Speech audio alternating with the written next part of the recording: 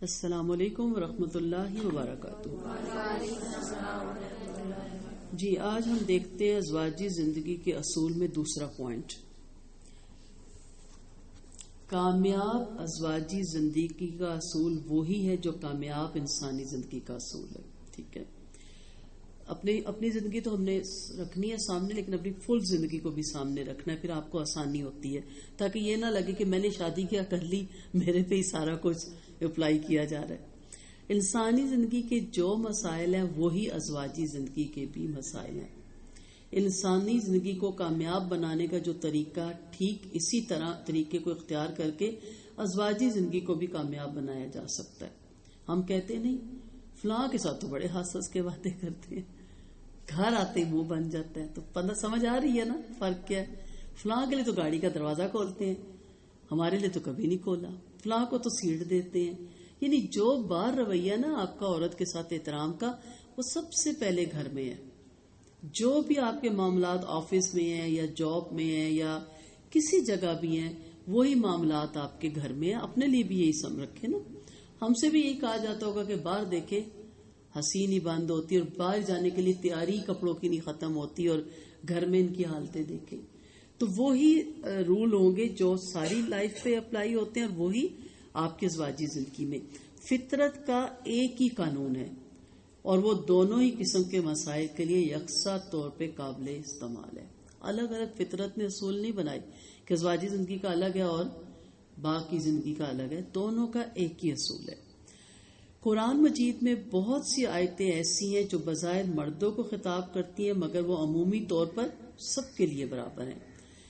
جیسے قرآن مجید میں بتایا گیا کہ خدا نے انسان کو مشقت میں پیدا کیا، البلد سورت کا 4 نمبر آیت ہے۔ اس قرآنی آیت میں بظاہر انسان کا لفظ ہے، مگر اس سے مراد کیا ہے؟ عورت بھی اور مرد بھی۔ اس کا مطلب کیا نکلتا ہے کہ عورت اور مرد دونوں کو اللہ نے ایک ایسی دنیا میں بسایا جہاں انہیں مشقتوں کے ماحول میں اپنی زندگی کا راستہ طے کرنا ہے۔ اگر مرد کہ جی میں زیادہ مشکل میں ہوں، یا عورت کہ میں زیادہ مشقت میں ہوں، اس بحث سے باہر نکل آئے۔ دونوں کی ہی بہت مشقتیں اور دونوں ہی پہ بہت سی ذمہ داریاں ڈالی گئی۔ اس آیت میں اللہ نے اپنے تخلیقی نقشے کو بتایا۔ اس کے مطابق موجودہ دنیا کا نظام اس طرح بنایا گیا کہ یہاں ہر عورت اور مرد کو ہر مشقت اور جد و جہد کے کورس سے گزرنا ہے۔ زندگی مشقت سے بھری ہوئی جد و جہد کا نام ہے۔ اس سے بچنا نہ کسی عورت کے لیے ممکن ہے اور نہ کسی مرد کے لیے۔ تو جس مشقت میں ڈلنا ہے اس کو حل کرنا آنا چاہیے نا۔ ہماری بچیوں کی شادیاں ہوتی ہیں تو ہم بچیوں کو الٹے سیدھے تو بہت کام بتا دیتے ہیں، اور آج کل تو بالکل ہی الٹے سیدھے کام بتائے جاتے ہیں۔ اپنی فٹنس کا خیال رکھنا، اپنا ویٹ نہ بڑھنے دینا، بیوٹی پارلر ضرور جانا، ہر مہینے فیشل ضرور کرنا، ٹھیک ہے کوئی حرج نہیں، سب کچھ بتایا جاتا ہے۔ لیکن جو اس کی شخصیت کا نکھار تھا نا، جو اس کی سیرت کا نکھار تھا، جو اس کی زبان کا نکھار تھا، اخلاق کا، وہ مائیں نہیں بتاتی۔ ٹھیک ہے کہ لہجہ کیسا ہو، اونچی آواز میں نہیں بولنا، جیرا نہیں کرنی، اڑنا نہیں، ضد نہیں لگانی، ہٹ دھرمی نہیں دکھانی، وہ نہیں۔ مجھے یاد ہے ہم جب پڑھ رہے تھے تو ایک خاتون نے کہا کہ بھئی مجھے میرے ہسبینڈ جب میں آتی ہوں پڑھنے تو بہت وہ مائنڈ کرتے ہیں، بعض وہ اریٹیٹ ہوتے ہیں، بعض کی نیچر ہوتی ہے۔ تو ہماری استاذہ اللہ ان کو بہت بہترین اجر دے اس کا، انہوں نے کہا مت آؤ، کوئی ایسی قیامت نہیں، گھر میں پڑھ لو جیسے بھی پڑھنا ہے۔ ایک ہفتہ گزرا تو پھر آ کے بیٹھی ہوئی، تو پوچھا بھئی منع کیا تھا؟ کہتی ہے ایک دن تو وہ چپ رہے، دوسرے دن چپ رہے، تیسرے دن کہتے کیوں نہیں جا رہی ہو؟ خیر ہے بند ہو گیا۔ کہتی میں نے کہا نہیں، میری ٹیچر کہتی ہے اگر آپ کے ہسبینڈ کو نہیں پسند تو کوئی قیامت نہیں ہے، آپ گھر میں پڑھ سکتے ہیں۔ اب اس کو شرمندگی کہ میری وجہ سے اس کا رک گیا، تو کہتے ہیں اچھا جاؤ۔ تو کتنی جلدی انسان نرم ہو جاتا ہے جب ہم اڑ جاتے ہیں نا۔ اب بچے بھی جب کہتے ہیں نا سو ماما دے دینا، پلیز دے دینا، تو ہم نرم ہونے لگ جاتے ہیں، اور اگر بچہ کہتا ہے میں لے کے چھوڑوں گا تو ہم مارنا شروع کر دیتے ہیں۔ تو کہنے کا مدعا صرف یہ ہے کہ اس کا طریقہ سکھائے نا بچوں کو بات کرنے کا، کسی سے بھی۔ جاب جب آپ کو ملتی ہے تو ساتھ ایک پیپر ملتا ہے، یہ رولز ہیں، یہ یونیفارم پہننا ہے، اس طرح بولنا ہے۔ باس کے سامنے کبھی اونچا نہیں بولتا کوئی، کیونکہ رول ہے، کوئی برائی نہیں ہے اس میں، کوئی غلامی نہیں ہے، ایک زندگی کا اصول ہے نا۔ آپ جاب کر رہے ہیں تو یہ بھی تو آپ کی زندگی کا اصول ہونا چاہیے نا، کہ آپ والد سے کیسے بات کریں، بھائیوں سے کیسے بات کریں، اور شوہر سے کیسے بات کریں. ٹھیک ہے. حقیقت یہ ہے کہ زندگی مسائل کا نام ہے. جب چیز سمجھ آ جائے گی نا، اور یہ بھی یاد رکھیں کہ مسائل کو حل کرنے کا نام نہیں ہے، مسائل کے ساتھ نبھا کرنے کا نام زندگی ہے. ازل سے یہ مسائل ہے، ساس بہو کا جھگڑا نہیں ختم ہوا، نہیں ہوا نا، نندوں اور بھابھیوں کے جھگڑے نہیں ختم ہوئے. اصل کامیاب عورت کون ہے؟ جس نے ان مسائل کے ساتھ نبھا کیا، جس نے اپنی مدر ان لا کو اسی طرح ایکسپٹ کیا جیسے کہ ان کی نیچر تھی، دیکھا کہ اس کے ساتھ بہترین صورت نبھا کی کیسی ہے تو اچھی بہو کہلائی. جس کو اپنی نندوں کے ساتھ یا اپنے شوہر کے ساتھ مسائل کے ساتھ نبھا کرنے کا طریقہ آ گیا، وہ کامیاب عورت ہے. مسائل ختم تو نہیں ہوئے. مسئلہ زندگی کا ایک ایسا لازمی حصہ ہے جس کو اس سے جدا نہیں کیا جا سکتا. تو کوئی عورت یا مرد جب ایک دوسرے کے ساتھ وابستہ ہو کر ازواجی زندگی کا آغاز کرتے ہیں تو عین اسی وقت ان کے درمیان مسائل کا بھی آغاز ہو جاتا ہے. بے مسئلہ ازواجی زندگی اس دنیا میں سرے سے ممکن ہی نہیں. پھر اس مسئلے کا حل کیا ہے؟ وہ کون سا فارمولہ ہے جس کے ذریعے ازواجی زندگی کو پرسکون اور خوشگوار بنایا جاتا ہے؟ وہ فارمولہ صرف اور صرف ایک ہے، اور وہ ہے ایڈجسٹمنٹ. کہ آپ نے اپنے آپ کو اس ماحول میں، اس گھر میں، اس شوہر کے ساتھ جو اللہ نے آپ کے نصیب میں لکھا، ایڈجسٹمنٹ کرنی ہے. اگر آپ اپنا فریم لے کے جاتی ہیں، اس کے اندر اس کو فٹ کرنے کی کوشش کرتی ہیں، تو کبھی بھی آپ زندگی میں کامیاب نہیں ہو سکتی. مسئلہ یہ کہ ہم جا کے اگلے کو بدلنا چاہتے ہیں، جس کی پرورش میں 22 سال 23 سال 25 سال 28 سال گزر چکے ہوتے ہیں. وقتی طور پہ لگتا ہے کہ ہم نے بدل لیا، لیکن وہ واپس اسی اپنی روش پہ وہ انسان لوٹ جاتا ہے. اصل چیز ہے کہ آپ ان کو ساتھ نبھا کرنے آئی ہیں، ان کو تبدیل کرنے نہیں آئی. جیسا اللہ نے بنایا ہے، جیسی ان کی فطرت ہے، وہ ویسی ہی رہے گی. تو پہلا اصول ہمارا تھا کہ آخرت کو سامنے رکھے، اور دوسرا اصول ہمارا کیا ہے؟ ایڈجسٹمنٹ. ہم نے اس ماحول میں اس مسائل کے ساتھ ایڈجسٹمنٹ کرنا ہے. اور یہ بچیوں کو خاص طور پہ آپ بتائیں، کیونکہ ایک بہت فرق ہوتا ہے ماں باپ کے ماحول کا یا پھر فرینڈس کے ماحول میں بہت ہوتا ہے. جب ہم اپنی فرینڈس کو دیکھتے ہیں تو ہمیں پھر بڑا فیل ہوتا ہے، اور ہمیں اندر کے حالات نہیں پتا ہوتے. ہم ظاہری چیز دیکھ کے کہتے ہیں دیکھو نا وہ کتنی لکی ہے، ایک میں بد نصیب. بتاؤ کہ یہاں نصیبی اور خوش نصیبی کے ساتھ ہمارا معاملہ نہیں. اصل یہ ہے کہ امتحان میں کامیاب کون ہوتا ہے، اور کتنے ہی غریب اور غربا ان کو دیکھ کے زندگی میں رشک آتا ہے.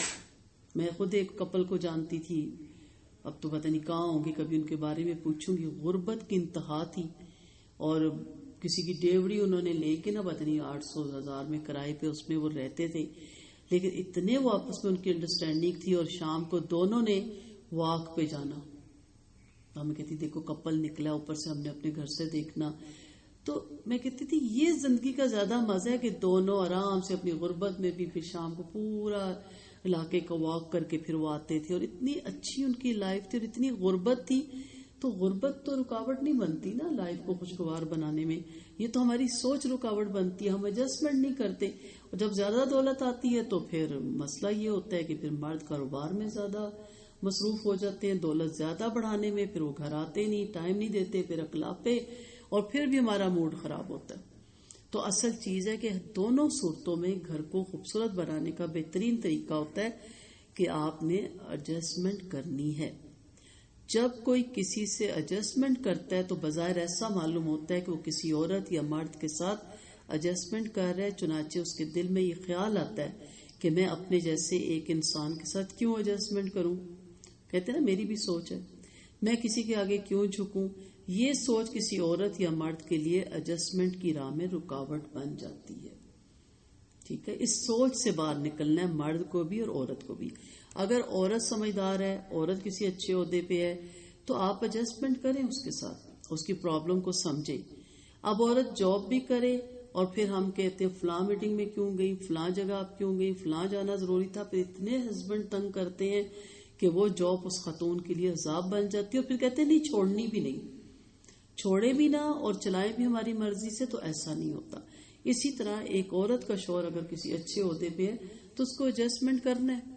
پھر اس سے تنگ نظری سے کام نہیں لینا. اسے پتہ ہے اس کی میٹنگز بھی ہوں گی، اس کو دوسرے ملکوں میں جانا بھی پڑے گا یا دوسرے شہروں میں بھی، تو پھر ایڈجسٹمنٹ کریں.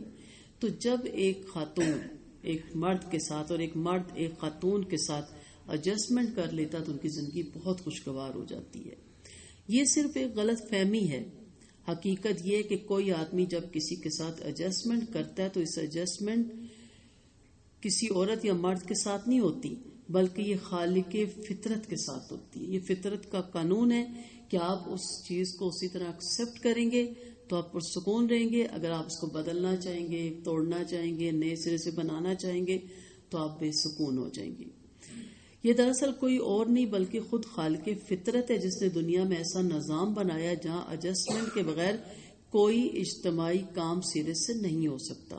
ایسی حالت میں ایڈجسٹمنٹ کرنا گویا خالق فطرت کے فیصلے پہ راضی ہونا ہے.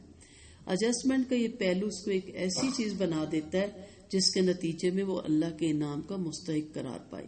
اس اعتبار سے دیکھیں تو ایڈجسٹمنٹ کرنا یک طرفہ جھکاؤ صرف ایک اخلاقی روش نہیں، وہ ایک عبادت بھی ہے اور وہ اللہ کی خدائی کا اعتراف کرنا ہے. ایڈجسٹمنٹ خدا کے حقوق میں سے ایک حق ہے اور اسی جذبے کے تحت اس کو اختیار کرنا ہے. اور یہ خوبی عورت میں رکھی گئی. مرد جیسا ہوتا ہے ویسا ہی رہتا ہے. آپ شادی ہو کے اس گھر میں آتی ہیں، ایڈجسٹمنٹ آپ کو کرنی ہے، نہ کہ اس کو مجبور کرے کہ وہ آپ کی عادتیں اپنائے جو آپ پیکے سے لے کے آئیں. جو آپ کی سوچ ہے وہ آپ کی سوچ اپنائے. وہ تو اپنے گھر میں بیٹھا ہوا ہے، اسی طرح وہ چلے گا. آپ کو دیکھنا ہے کہ اس گھر کا ماحول، اس گھر کی عادات، اس مرد کی عادات جو میرا شوہر ہے کیسی ہیں. اس کے ساتھ ایڈجسٹمنٹ کر لیں، زندگی پرسکون ہو جائے گی. کیا وہ اتنے سالوں سے جی رہے تھے غلط جی رہے تھے؟ آپ نے آ کے بتایا کہ آپ غلط تھے. آپ نہ آتی کوئی اور اس گھر میں آ جاتی تو وہ تو جی رہے ہوتے نا. آپ آ گئی تو آ کے آپ اتنی کلیور کیوں بن رہی ہیں کہ آپ نقص نکال رہی ہیں اس کی عادتوں میں، اس کے پہننے میں، اس کے کھانے میں، اس کے آنے میں، اس میں جانے میں، اس کے بولنے میں. اس کو چلنے دے، وہ جیسے چل رہا تھا وہ بہتر چل رہا تھا جس طرح اللہ نے اس کی فطرت بنائی تھی. آپ کا کام ہے کہ آپ اس کے ساتھ ایڈجسٹمنٹ کر لیں، پھر آپ دیکھیں کہ گھر میں کتنا سکون ہوتا ہے. اس کے بعد آتے جی پوائنٹ مثبت سوچ کی ضرورت. پازیٹیو سوچیں. یاد رہ رہے ہیں اصول پہلا کیا تھا؟ آخر فکرت آخر. ٹھیک ہے. دوسرا کیا تھا؟ ایڈجسٹمنٹ کرنا ہے ہمیں. اب تیسرا کیا ہے؟ سوچ کو مثبت رکھنا ہے، کیونکہ مجبوری کا ایڈجسٹمنٹ بڑی خوف دیتا ہے نا. اڑتا ہے بندہ، سڑتا ہے، جلتا ہے. ایسی ایڈجسٹمنٹ نہیں کرنی. مثبت سوچ رکھیں. خاندانی زندگی میں مسائل کا سبب عام طور پر صرف ایک ہی ہوتا ہے اور وہ ہے منفی سوچ، نیگیٹو تھنکنگ. ایسی حالت میں گھریلو مسائل کے خاتمے کا سنگل پوائنٹ فارمولہ یہ ہے کہ عورت اور مرد دونوں کے اندر مثبت سوچ کی صرف پیدا کی جائے. ٹھیک ہے، سمپل سی بات ہے. شادی ہوتی ہے، شوق ہوتا ہے لڑکوں کو بھی فوراً وائف کے پاس جائیں، آفس سے بھی آئیں، کہیں سے بھی آئیں. شروع میں بہت ہوتا ہے، ایک نئی دوستی بنتی ہے نا. ایک نیا بندہ گھر میں آتا ہے. کیا ہماری یہ سوچ نہیں ہونی چاہیے کہ ہم کہیں کہ امی سے مل کے آ رہے ہو کمرے میں یا ڈائریکٹ؟ اور اگر وہ ڈائریکٹ ہو تو ہم بڑے خوش ہوتے ہیں کہ دیکھا ہے مجھ سے اتنی محبت کرتا ہے کہ آتے ہی سیدھا میرے پاس. گناہگار ہو رہی ہیں آپ کہہ سکتی ہیں. اس کو کتنا اچھا لگے گا یہ کہ مجھے نہیں اس چیز کا دھیان رہا. نہیں رہتا لڑکوں کو، مردوں کو اسے کتنا دھیان ہے. اور یہ کس لیے ہم رکھیں گے کہ جس کی والدہ اس سے راضی، اس کی دعائیں عرش پہ جاتی ہیں. حدیث کا بتا رہی ہوں. اگر اس کی والدہ اس سے ناراض تو اس کی نہ نماز عرش پہ جاتی ہے نہ دعائیں عرش پہ، اس کی دعائیں قبول ہی نہیں ہوتی. لیکن اگر منفی سوچ رکھیں گے تو ہم کہیں گے اچھا نہ جائے، تو اس کا رزلٹ کیا ہوگا؟ پھر بے برکتی، بے سکونی. تو اس کی تو ماں ہے، آخر ماں کے پاس بیٹھے گا. تو شروع میں ہی اگر آپ ایسا کریں گے نا تو ماں خود کہتی ہے جاؤ اندر انتظار کر رہی ہوگی، یا جاؤ صبح سے بیٹھی ہوئی دیکھ رہی ہے، بیٹھ لیا میرے پاس اب اٹھو. پھر ماؤں کو بھی دکھ ہوتا ہے اگر نہ آ کے پاس بیٹھے تو. ٹھیک ہے. دوسرے شہر میں آپ رہتے ہیں، پوچھو کال کی نہیں کی، کیوں نہیں کی، کیوں نہیں امی کو کال کی. ہو سکتا ہے آفس سے 10 دفعہ کر چکا ہو، آپ کے ڈر کے مارے آپ کے سامنے نہ کرتا. آپ کا تو کام بنتا ہے نا، خود ملائیں، خود ملا کے بات کر کے ہاتھ میں پکڑائیں. یہ چیزیں جو ہوتی ہیں نا مثبت سوچ ہوتی ہے. آپ کا دل چاہتا ہے نا امی سے بات کریں، کتنے دن ہو گئے، دھیان امیوں میں ہی رہتا ہے شادی کے بعد بھی. لیکن دوسرے کے بارے میں ہم کیا سوچتے ہیں کہ اس کا دھیان امی کے بارے میں نہ ہو. اسی طرح دیکھیں آپ، کتنا دل کرتا ہے میکے جانے کا. نندے آئیں، یہ تو ادھر ہی آتی رہتی ہیں، انہیں تو اور کوئی کام ہی نہیں. ایک تو جیسے ویکینڈ آتا ہے بچے اٹھائے ادھر آ جاتی ہیں. جب ہم ایسے رویے کرتے ہیں وہ آہستہ آہستہ پیچھے ہٹ جاتی ہیں. پھر ہمیں بھی ایسا رویہ سامنا آتا ہے, ہمیں بھی ایک وقت آتا ہے, ہمارے بھائیوں کی بھی شادیاں ہوتی ہیں, پھر جو بویا ہوتا ہے ہم بھی کاٹتے ہیں, پھر فیل ہوتا ہے کہ کیسا لگتا ہے کہ جب ماں باپ کے گھر آؤ اور آگے کوئی منہ پھلائے اور منہ بنائے اور موڈ آف کرے تو کیسی فیلنگ ہوتی ہے. اگر آپ کا مثبت رویہ ہوگا آپ خود بلائیں گی, کال کریں گی, بہت دل خوش ہوتا ہے. بہنوں کا بھوکی نہیں ہوتی, وہ اپنے گھروں میں سیٹل ہوتی ہیں. وہ بھائی بلائے انہیں اتنی خوشی نہیں ہوتی, رشتہ فطری عمل ہے, پتہ ہمیں ہم بری لگ ہی نہیں سکتی. بھابیاں بلائیں تو بہت خوش ہوتی ہیں کہ کتنی ہمیں ہماری فکر کرتی ہے. انہوں نے آنا تو ویسے بھی ہے, ویکینڈ پہ آنا ہے یا چھٹیاں گزارنے آنا ہے. اگر آپ کال کر کے بلا لیں گی تو آپ کو کیا ملے گا؟ ثواب, اجر ملے گا, خوشی ہوگی. تو ثواب کو مت گوائیں. ہمیشہ پازیٹیو سوچیں گے نا, آپ دیکھیں گے کہ وہ آپ کی بہنوں کی طرح ہو جائیں گی. آپ کو بلکہ اچھا لگے گا. آپ کی سٹارٹ میں انڈرسٹینڈنگ ہو جائے تو پھر ساری زندگی آپ ان کو ڈانٹے بھی نا تو وہ کہتی ہیں ایسے غصے میں ڈانٹتی ہے لیکن ہم سے بہت محبت کرتی ہے. لیکن اگر شروع میں آپ نے غلطیاں کر دی, بعد میں آپ سونے کی بھی بن کے آ گئی نا, تو کہیں گے اب لبادہ اوڑی, ہم اسے جانتے ہیں کہ کیا ہے. اس لیے مثبت سوچ ہر دفعہ, حقیقت میں مثبت سوچ, لبادہ اوڑھ کے نہیں, خالی بیوقوف بنانے کے لیے نہیں. یہ بہترین فارمولہ ہے. مثبت سوچ کسی عورت یا مرد کو اونچی سوچ والا بناتی ہے, یعنی ہمیشہ اچھا سوچتا ہے اور اونچا سوچتا ہے. اور جن لوگوں کے اندر اونچی سوچ آ جائے وہ اپنے آپ چھوٹی چھوٹی باتوں میں الجھنا چھوڑ دیتے ہیں. وہ یہ کھا گی, وہ یہ لے گی, وہ یہ پہن گی, وہ میرا تھا, یہ اس کا تھا. اس سے باہر نکلیں. میں نے بچیوں کو دیکھا ہے کہ جہیز کے برتن ہی نہیں کھولتی. اپنا گھر ہوگا تو کھولیں گے. پتہ ہے ہمیں کل کا ہمیں نہیں پتا. کتنی ایسی بچیاں میرے جاننے والی, اللہ نے جنت الفردوس میں جگہ دے, ان کی ڈیتھ ہو گئی, ان کے برتن بند پڑے رہے, ان کی سوتنوں نے آ کے کھولے. کل بھی میں کسی کی بات کر رہی تھی, کس قدر ڈبوں کے اس نے بھر بھر کے سامان. اور میرے والد کو کہا کہ گھر خریدتے, پراپرٹی ڈیلر تھے, کافی نام تھا ان کا پنڈی میں, تو گھر خرید دیا. ساتھ ہی اس کے گردے فیل ہوئے, بھائی نے گردہ بھی دیا لیکن اس کی زندگی نہیں بچی, وہ فوت ہو گئی. پھر اس کے میاں نے کچھ دن گزرنے کے بعد اجازت لے کے دوسری شادی کی. ظاہر ہے وہ اس گھر میں لے کے گیا, نئے میں شفٹ ہونا تھا, اس نے بیوی کو بھی لے کے, اور اس کے کمرے میں تمام سامان ڈبوں سمیت بند پڑا تھا جو وہ باہر سے بھیجتی تھی. کھولا کس نے؟ سوتن نے. تو ہماری جو تربیت کی گئی نا, اپنی میں باتیں زیادہ نہیں بتاتی, اس چیز سے بہت دور رکھا والدہ نے کہ ان کو الماریوں میں چھپاؤ, تو ادھر گھسیڑو, تو ادھر سے نہ نکالو, کسی کو استعمال نہ کرنے دو. اوپن, ہر چیز اوپن. اور جب اوپن کرو تو اللہ اتنی دیتا ہے کہ انسان سنبھال نہیں سکتا. تو یہ کیا بات ہے, اپنی چمچیاں ہی سنبھالتی رہتی ہیں لڑکیاں, بڑی کوفت ہوتی ہے. میرے گلاس کیوں نکالے تو میرے کیوں اتارے. اس سوچ کو بدلیں. آپ ان چیزوں کو سمیٹنے کے لیے نہیں آئی, آپ محبتیں سمیٹیں, دعائیں سمیٹیں. دیکھیے گا کہ آپ کو کتنا سکون ملے گا. اور پھر آپ جو کہیں گی نا, سارا گھر آپ کے پیچھے کا کہے گا جو یہ کہتی ہے. دلوں کو جیتنا بہت بڑی بات ہے نا. تو وہ زندگی گزارنے کے لیے تلخیوں اور شکایتوں سے بلند ایک سطح پا لیتا وہ انسان, کسی چیز کی وہ پرواہ نہیں کرتا نا, تو پھر اللہ اس کو بے انتہا دیتا ہے. فطرت کی تقسیم کے مطابق ایسا ہے کہ ایک عورت یا ایک مرد کو ایک چیز نہیں ملتی. عموماً یہ ہوتا ہے کہ ایک کو کوئی چیز ملتی ہے اور دوسرے کو کوئی چیز. اب یہ ہوتا ہے کہ جو چیز کسی کو ملی ہے وہ اس کو اپنا حق سمجھ لیتا ہے, اور کوئی چیز جو دوسرے کو ملی ہے اس کے متعلق اس کا خیال ہوتا ہے کہ اگر وہ بھی مجھے کو مل جاتی اور اسے نہ ملتی تو اچھا تھا. اس سوچ کے نتیجے میں حسد اور جلن جیسے جذبات پیدا ہوتے ہیں جو تعلقات کو بگاڑنے کا سبب بن جاتے ہیں. اس تقسیم میں اللہ نے جس کو جو دیا اسے ایکسپٹ کریں. قرآن کے مطابق اس دنیا میں ہر چیز آزمائش کا پرچہ ہے. اگر یہ ذہن ہو تو مذکورہ قسم کی منفی نفسیات کی جڑ کٹ جائے گی. ایسی حالت میں عورت یا مرد یہ سمجھے گا کہ جو چیز میرے پاس ہے وہ میرے لیے ایک امتحان ہے, اور جو چیز دوسرے کے پاس ہے وہ اس کے لیے ایک امتحان ہے. اس لیے میرا دھیان تمام تر اس چیز پہ ہونا چاہیے کہ میں اپنے امتحان میں فیل نہ ہو جاؤں, میں اپنے آزمائشی پرچے میں اللہ کی نظر میں ناکام نہ ہو جاؤں. عورت اور مرد کے اندر اگر یہ فکر ہو تو اکثر خاندانی برائیوں کی جڑ اپنے آپ کٹ جائے گی. حقیقت یہ ہے کہ مثبت سوچ, پازیٹیو تھنکنگ تمام خوبیوں کی جڑ ہے. کیونکہ ہماری بچیاں بہت نیگیٹو سوچتی ہیں, بہت. تو تو جب آپ پازیٹیو سوچتے ہیں تو اللہ آپ کی مدد پہ ہوتا رہتا ہے. اس لیے آپ کے ارد گرد کوئی نیگیٹو جال بچھا بھی رہا ہو نا، آپ کا کچھ نہیں بگڑتا. تو یہ بہترین صفت ہے. اور اس کے مقابلے میں منفی سوچ، نیگیٹو تھنکنگ تمام برائیوں کی جڑ ہے.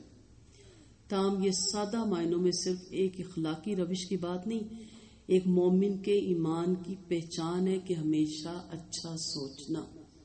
اچھی سوچیں بہت بہترین عادت ہوتی ہے، اور سب کے لیے اچھا سوچنا، صرف اپنی والدہ، اپنی بہنوں یا اپنے بھائیوں کے لیے نہیں. جس جگہ آپ بیاہ کے آئی ہیں وہاں کے لیے بھی اچھا سوچنا. ادھر تو ہر کوئی اچھا سوچتا ہے، برا تو کوئی نہیں سوچتا، پھر ادھر آ کے کیوں نہیں اچھا سوچتا. مومن وہ ہے جو اللہ کو معرفت کے درجے پہ پالے، جس کو اللہ تعالی کی دریافت ہو جائے. ایسے انسان کی پہچان یہ ہے کہ اس کے اندر بہترین اخلاق کا مزاج آ جاتا ہے. مثبت طرز فکر اس کی غذا بن جاتی ہے. اس کے مقابلے میں منفی طرز فکر کو اس کی روح قبول نہیں کرتی. وہ منفی طرز فکر سے اس طرح دور ہو جاتا ہے جس طرح ایک خوش ذوق انسان بد ذوقی کی باتوں سے دور ہوتا ہے. تو کوشش کریں ہمیشہ اچھا سوچیں، اور بہت فائدہ ہوگا. اگر شوہر نے کوئی چیز کسی کو دی، بہنوں کو دی، والدہ کو دی، حق ہے ان کا. چلے ہم اس کو بھی نہیں مانتے، ہم کہتے ہیں ہمارا ہی حق ہے. یہ مثبت سوچ رکھ لیں کہ یہ اس کا نصیب تھا، ازل سے لکھا ہوا تھا، یہ اسی کو ملنا تھا. میرا ہوتا تو مجھ سے کوئی لے کے اس کو دے نہیں سکتا تھا. ٹھیک ہے. تو جب آپ مثبت سوچتی ہیں، اور یہ بھی مثبت سوچیں کہ اگر مجھے اچھے لگتے ہیں بہن بھائی تو ان کو بھی اچھے لگتے ہیں. ہم چاہتے ہیں ان کو اچھے نہ لگے.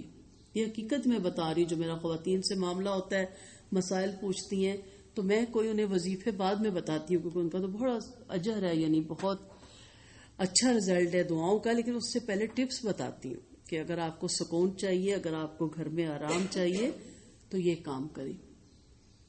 میرے اپنے ایک جاننے والوں میں بہت پرابلم جب کھڑی ہوئی تو ان کی سسٹر نے ایک ہی بات کی. انہوں نے کہا اپنے میکے کے ساروں کو بلاتی ہو، کبھی کھانے پہ، کبھی کس پہ، اور اس کے گھر والوں کو سب کو دور کر دیا. لڑ کے، جھگڑ کے، گالی گلوچ کر کے انسان پیچھے ہٹ جاتا ہے. پھر کیا کرے؟ اگر ایسی بد زبان عورت آ جائے تو انسان کہتا ہے اس کا گھر تو نہیں اجاڑنا، چلے بچوں کے ساتھ خوش رہے. تو اس نے کہا نہ اس کی بہنیں آتی ہیں، نہ اس کے بھائی آتے ہیں، نہ بھانجیاں بھتیجے آتی ہیں. اب اس کا رزلٹ کیا ہوا؟ اب اس کے اندر، اس کے میاں کے اندر آہستہ آہستہ غصہ. اب وہ کہہ نہیں رہا لیکن اس کو دکھ تو ہوتا تھا کہ ہر خوشی کے موقع پہ میرا کوئی نہیں آتا. وہ اس کا کیا رزلٹ ہوا؟ جھگڑوں میں شفٹ ہو گیا رزلٹ. بات پہ وہ غصہ نکالے. پھر بہن کو جب فون کر کے بار بار بتایا تو اس نے کہا سامنے نظر آ رہا ہے کہ تم نے اس کے سارے رشتے دار کاٹ دیے اور ادھر سارے. اس نے پھر دوبارہ ساروں کو واپس بلایا. ٹائم لگا، ظاہر کوئی ایکسیپٹ نہیں کر رہا تھا، لیکن پھر وہ آج بھی اس بات کو دہراتی ہے کہ میری بہن نے مجھے اتنا اچھا مشورہ دیا کہ اس کے گھر میں بعد میرے گھر میں سکون ہو گیا. اور کہتی میں نے واضح فرق محسوس کیا ہے کہ جب ان کے بہن بھائی آتے ہیں تو ان کی آنکھوں میں بہت چمک ہوتی ہے.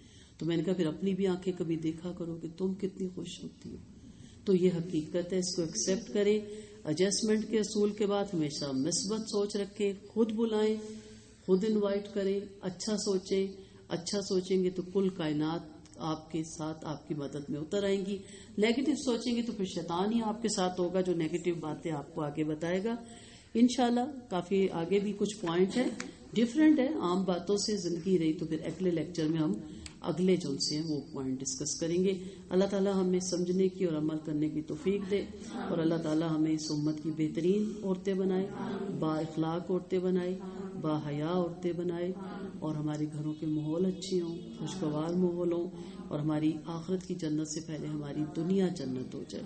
آمین. وآخر دعوانا ان الحمد للہ رب العالمین. سبحانک اللہم و بحمدک، نشہد ان لا الہ الا انت، نستغفرک ونتوب الیک. السلام علیکم ورحمۃ اللہ وبرکاتہ. وعلیکم السلام ورحمۃ اللہ وبرکاتہ.